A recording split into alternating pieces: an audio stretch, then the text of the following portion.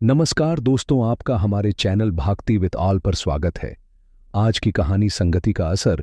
एक बार एक राजा शिकार के उद्देश्य से अपने काफिले के साथ किसी जंगल से गुजर रहा था। दूर दूर तक शिकार नजर नहीं आ रहा था। वे धीरे धीरे घनघोर जंगल में प्रवेश करते गए। अभी कुछ ही दूर गए थे कि उन्हें कुछ डाकुओं के छिपने की जगह दिखाई दी।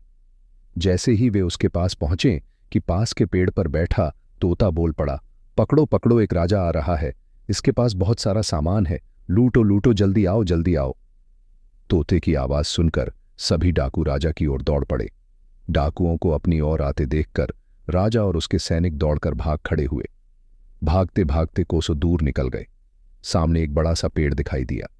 कुछ देर सुस्ताने के लिए उस पेड़ के पास चले गए। जैसे ही पेड़ के पास पहुंचे कि उस पेड़ पर बैठा तोता बोल पड़ा, आओ राजन, हमारे साधु महात्मा की कुटी में आपका स्वागत है। अंदर आइए, पानी पीजिए और विश्राम कर लीजिए। तोते की इस बात को सुनकर राजा हैरत में पड़ गया और सोचने लगा कि एक ही जाति के दो प्राणियों का व्यवहार इतना अलग अलग कैसे हो सकता है।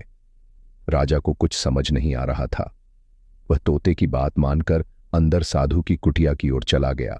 साधु महात्मा को प्रणाम कर उनके समीप बैठ गया और अपनी सारी कहानी सुनाई और फिर धीरे से पूछा, ऋषिवर, इन दोनों तोतों के व्यवहार में आखिर इतना अंतर क्यों है? साधु महात्मा धैर्य से सारी बातें सुनी और बोले, ये कुछ नहीं राजन, बस संगति का असर है। डाकुओं के साथ रहकर तोता भी डाकुओं की तरह व्यवहार करने लगा है और उनकी ही भाषा बोलने लगा है। अर्थात जो जिस वातावरण में रहता है वह वैसा ही बन जाता है।